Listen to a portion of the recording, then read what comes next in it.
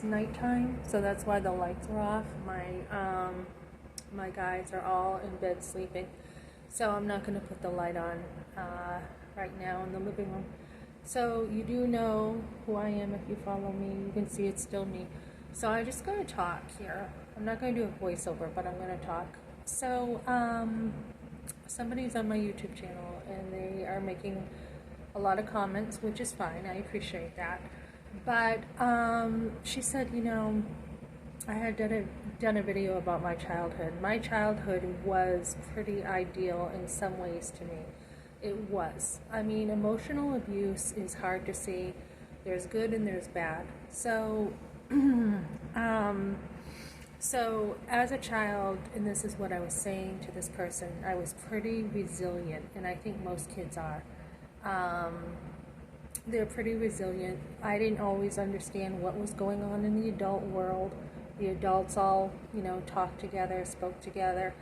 But I was in my own world, in my childhood with just kind of what was going on with me.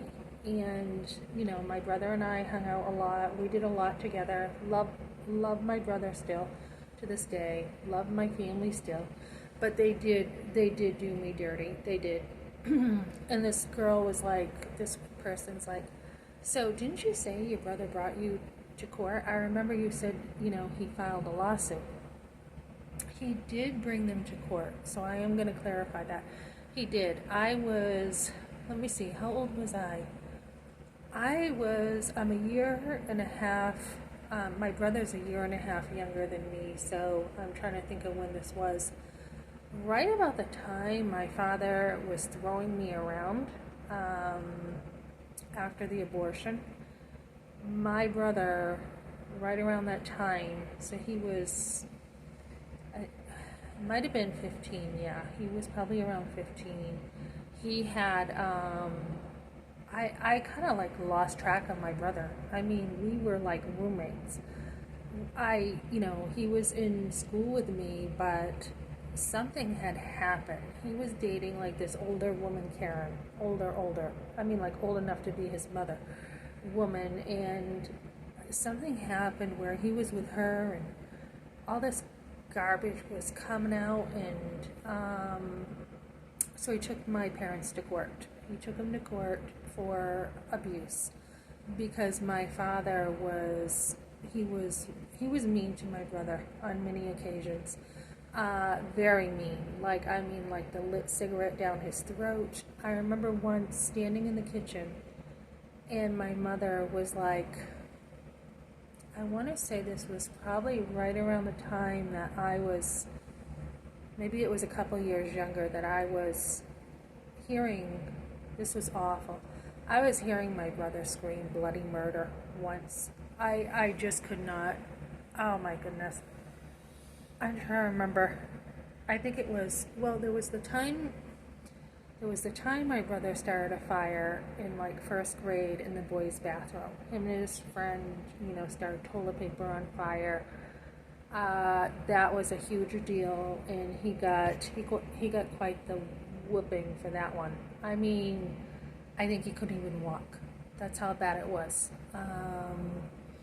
And then there was like this lit cigarette. There was another time he was screaming bloody murder. And I remember I was in the kitchen with my mother and I had heard something going on downstairs, and she was just like, don't worry about it, or it's okay, or something like that. And so, yeah, so the time my brother got about that age, there was another time we were sitting on the hill in Epsom, and we lived off a highway, and he was throwing apples at cars going by on the highway. I don't know, I think we were just doing stupid stuff, I don't know why I was watching, why I didn't say anything, and so he threw an apple and it hit my grandfather's car, who happened to be driving by, and it hit his windshield, and I never saw my grandfather so mad in my life. And he's part Indian.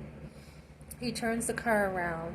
I mean, he is like, on the highway, turns that car around, that station wagon looking thing, slams it in gear in the yard, parks in the yard, grabs my brother, and pretty much throws him in the home and gives him a licking. And that's just from him. I think this was the time that my father also like beat him so he couldn't even walk, basically. So there was a lot. I mean, I have a hard time remembering some stuff. Another time, my brother, I saw him, I think my mother was putting herself on my brother, and he had hit her because she had him up against the wall, trapped, and he had pushed her, and all I saw was him pushing her, and I'm like freaking out because at that time I loved my mom. I'm like, get out right now. And so I had locked the screen door, and I didn't understand it all, and I'm like, are you okay? And it might have been that time that, I think it was that time too, that I heard my brother getting a real whooping from my father. So he would use the belt, and he was mean a lot, and I won't deny it. This person's like, he sounds like he was mean, and he was. He had a mean side. My mother was like, your father's got a mean side to him, and he surely did. So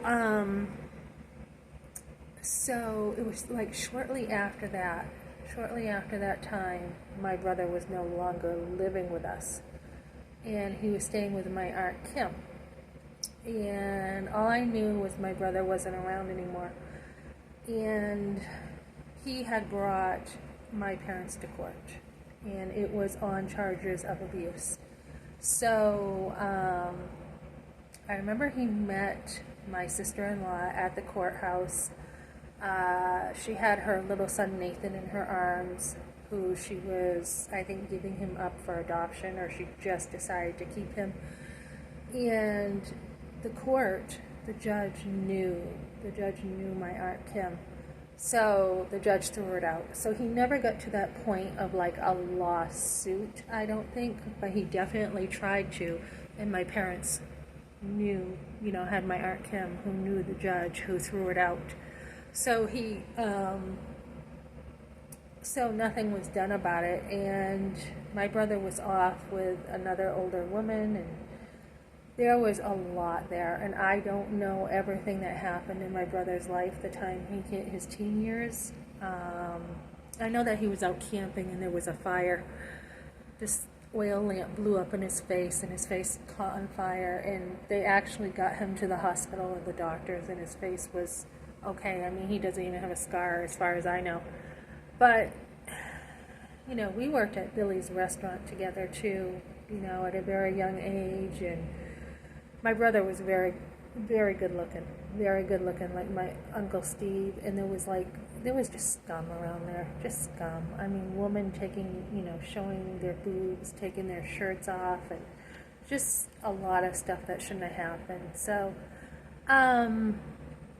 I somehow was protected from a lot, and in some ways my brother, even though a lot happened to him, he was still close to my father, and I don't quite understand that, but he was, and they went shooting together and hunting together all the time, constantly. So my father just had he was just like the type of guy you walk on eggshells. I mean, there was a lot of good, but when he got angry, he had an anger problem. When he got angry, look out. I mean, look out. He would just, he had some issues. And then one of the last times we had Nathan over. This is my sister-in-law's little boy, and, I had Alex over, my son. We were over there, and we're sitting there, and he's like, give me those keys, to Nathan. And I don't think Nathan heard him. And so my father grabs the keys, grabs him by the ear, and starts pulling him by the ear like he did to my brother and me, and starts dragging him around. And it was my sister-in-law who was like, what the hell are you doing? She's like, Dick, get your hands off him. Get your hands off him. And he's like, I told him to put those keys down, And so she's like, get your effing hands off my son. She was freaking out. And so they left. And she took him home, and I'm like, you had no right to do that. I did speak up to my father. I said, you had no right to do that. He's like, yes, I do. This is my house. And he didn't want to listen. And I'm like, yeah, but you didn't, you had no right. So that was not a good situation. But yeah. So anyways, this person's just like, I had said my mother had apologized to my brother. My father and him are close now, and my mother. And, my brother chose to forgive them. He chose to forgive.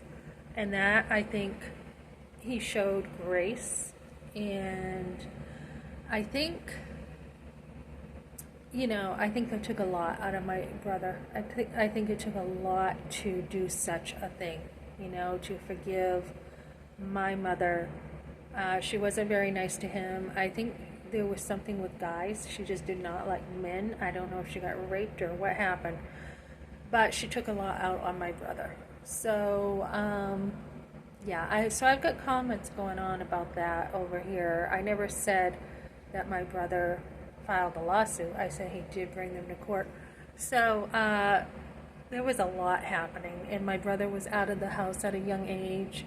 I mean, I was out as soon as I could get out, and when I went back once to try to stay, it didn't go well.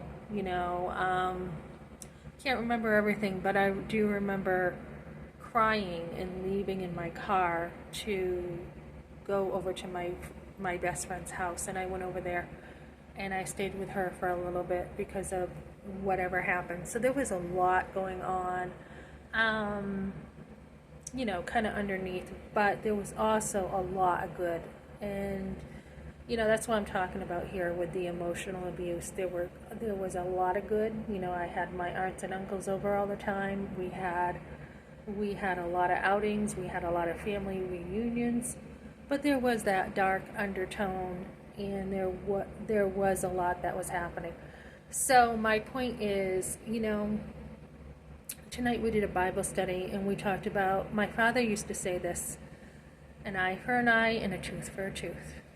So tonight's study was actually on that, where Jesus said, you have heard it said, an eye for an eye and a tooth for a tooth. But he says, I tell you to love your enemies.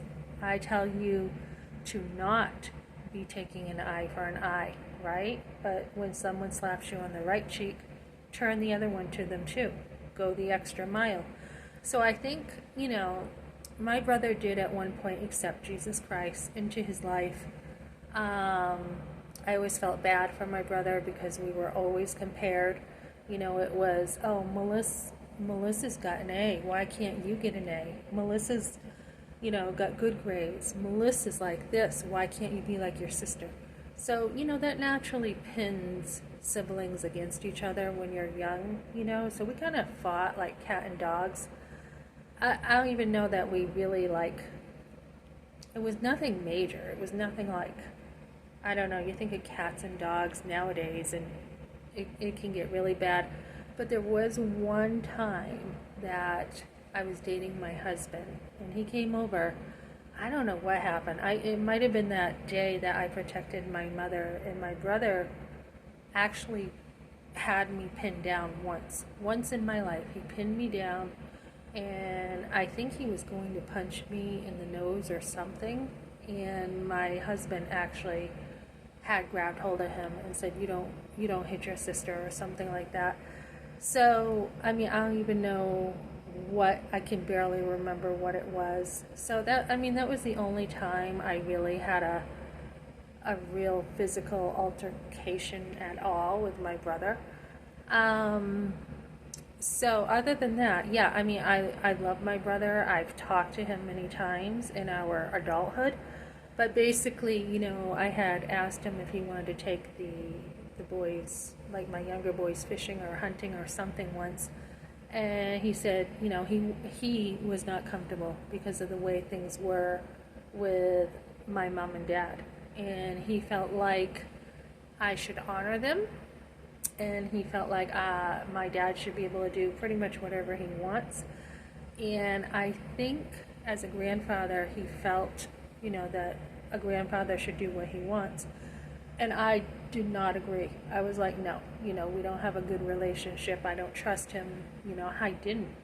And I had seen stuff where he was not nice to my brother. So I was just like, yeah, my kids are not going to go through this. So when you think of honoring your parents, you can be nice, you can try to get along, you can try to love your family, but when they're taking advantage of that and you have to confront it, which I did a lot, it's just kind of like, no, you haven't earned my trust. You keep wanting to go to the shed alone with my kid. Why? Why are you doing that? And to bring that up and to question it, and then to be told, oh, he can do what he wants. It's just like, I don't think so. So my mother, I think she often pinned my brother too, with my father against him too. My mother was not innocent. She was not innocent. She knew, and she was part of it. So, yeah, I guess what I'm trying to say is when you become a Christian later on, you do have to forgive. There comes a point you have to forgive. And somebody brought up, my brother, and I think, who am I to really hold anything against my parents as far as what happened with my brother? He chose to forgive them, and that was his choice. My mom did apologize to him. She knew that she wasn't a good mother to him when he was growing up.